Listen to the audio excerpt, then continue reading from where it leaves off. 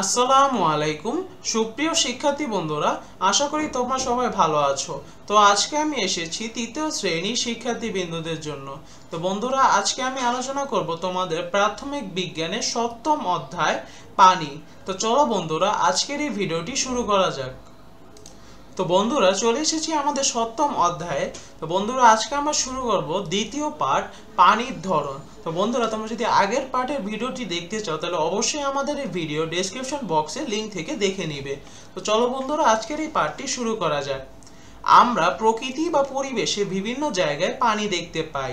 উৎসের ভিত্তিতে এই পানিকে দুই ভাগে ভাগ করা যায়, যথা প্রাকৃতিক উৎস এবং মানুষের তৈরি উৎস। প্রকৃতিতে উৎস বিবেচনায় আরো বিভিন্ন ধরনের পানি পাওয়া যায়। তো বন্ধুরা, এখানে আমাদের প্রধান যে প্রশ্ন সেটি হচ্ছে পানির ধরন কি কি। তো এখানে আমাদের যে কাজটি রয়েছে বিভিন্ন ধরনের পানি খুঁজে বের করা। তো এখানে আমাদের যা যা করতে হবে বন্ধুরা তা আমরা একটু দেখে নেই। 1 নাম্বার, নিচের মতো করে একটি ছক নিজ নিজ খাতায় আঁকি। তো বন্ধুরা, এখানে যে ছকটি দেওয়া রয়েছে সে ছকটি তোমাদের খাতায় লিখতে হবে। তো এখানে একে তোমরা দেখতে পাচ্ছ তোমাদের লেফট কলামে এখানে মিঠা বা স্বাদু পানির উৎস এবং রাইট কলামে তোমাদের লবণাক্ত পানির উৎস দেওয়া রয়েছে। তারপর দ্বিতীয় কাজ, নিচের ও পরের পৃষ্ঠার ছবি দেখে স্বাদু ও লবণাক্ত পানির উৎস খুঁজে বের করে ছকে লিখি। তো বন্ধুরা, এখানে তোমাদের কিছু পানির বিভিন্ন উৎসের ছবি দেওয়া রয়েছে। এখন তোমাদের লিখতে হবে এগুলোর মধ্যে কোনগুলো মিঠা বা স্বাদু পানির উৎস এবং কোনগুলো লবণাক্ত পানির উৎস। তারপরে বন্ধুরা, তোমাদের তৃতীয় কাজটি রয়েছে ধারণাগুলো নিয়ে সহপাঠীদের সঙ্গে আলোচনা করি। তো চলো বন্ধুরা, উত্তরটি দেখে আসি।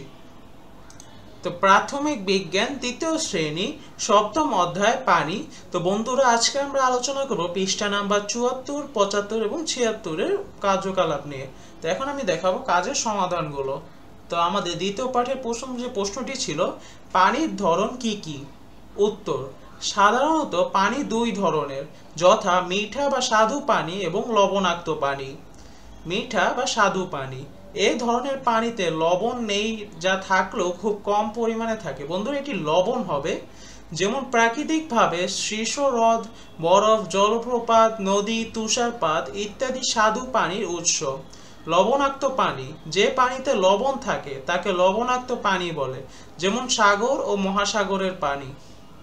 এরপরে বন্ধুরা, আমাদের ছকটি পূরণ করতে বলা হয়েছিল। এখানে তোমাদের 1 এবং 2 নং নির্দেশনা অনুযায়ী কাজটি সম্পন্ন করতে হবে।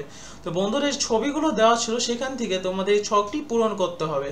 তো বন্ধুরা, আমি অলরেডি পূরণ করে রেখেছি, তো আমরা একটু দেখে নেই। মিঠা বা স্বাদু পানির উৎস যেমন নলকূপ, পুকুর, পানির কল, কুয়া, নদী, হাওর, তুষারপাত। এবং লবণাক্ত পানির উৎস হচ্ছে সাগর এবং মহাসাগর। তো এরপরে বন্ধুরা, তোমাদের তৃতীয় কাজটি ছিল যে সহপাঠীদের সঙ্গে আলোচনা করতে হবে। তো সহপাঠীদের সাথে আলোচনা। পানিকে আমরা স্বাদু পানি ও লবণাক্ত পানি এই দুই ভাগে ভাগ করতে পারি। পৃথিবীর অধিকাংশ পানি লবণাক্ত। আমরা সাগর ও মহাসাগর থেকে লবণাক্ত পানি পাই। তেমনি পুকুর, কুয়া, পানির কল থেকে স্বাদু পানি পাই। এটি পানি হবে বন্ধুরা। প্রাকৃতিকভাবে সৃষ্ট হ্রদ, জলপ্রপাত, নদী, তুষারপাত, বরফ ইত্যাদি স্বাদু পানির প্রধান উৎস। তো বন্ধুরা, এখানে আলোচনার ভিত্তিতে কিছু প্রশ্ন এসেছে, যেমন স্বাদু ও লবণাক্ত পানির আর কি কি উৎস আছে, কোন কোন উৎসের পানি লবণাক্ত। তো চলো বন্ধুরা, উত্তরটি দেখে আসি। তো উত্তর, স্বাদু পানির উৎস হাওর, হ্রদ, বৃষ্টি ইত্যাদি এবং লবণাক্ত পানির উৎস মহাসাগর। আরেকটি প্রশ্ন যেটি ছিল কোন কোন উৎসের পানি লবণাক্ত, উত্তর হবে সাগর, এটি সাগর হবে ও মহাসাগর। তো সারসংক্ষেপ, পানিকে আমরা স্বাদু পানি ও লবণাক্ত পানি এই দুই ভাগে ভাগ করতে পারি। পানির ধরন সম্পর্কে আমরা আরো কিছু জানবো। লবণাক্ত বা লোনা পানি, যে পানিতে লবণ থাকে তাকে লবণাক্ত পানি বলে। পৃথিবীর অধিকাংশ পানি লবণাক্ত।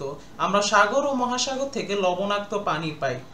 স্বাদু পানি বা মিঠা পানি, স্বাদু পানি এমন এক ধরনের পানি যাতে লবণ নেই বা থাকলেও তাতে লবণের পরিমাণ খুবই কম। প্রাকৃতিকভাবে সৃষ্ট হ্রদ, জলপ্রপাত, নদী, তুষারপাত, বরফ ইত্যাদি স্বাদু পানির প্রধান উৎস।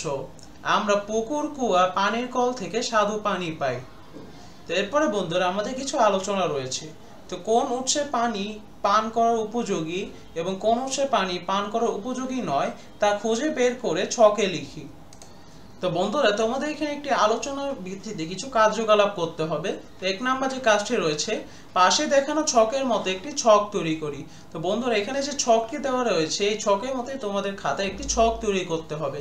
এখানে দেওয়া রয়েছে পান করার উপযোগী পানি এবং পানের অযোগ্য পানি।